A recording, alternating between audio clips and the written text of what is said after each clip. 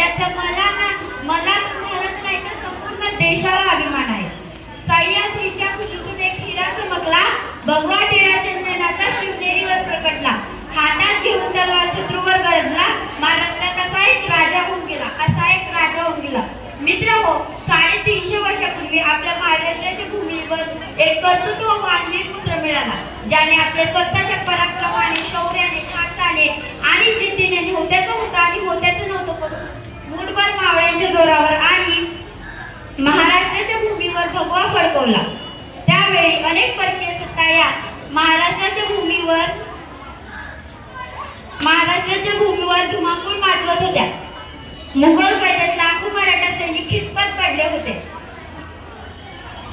स्त्रियांची अब्रू लुटली जात होती. अनेक बायकांच्या धनी कुंकवाचा धनी मारला जात होता. शेतकऱ्याचा कोणी कैवारी नव्हता.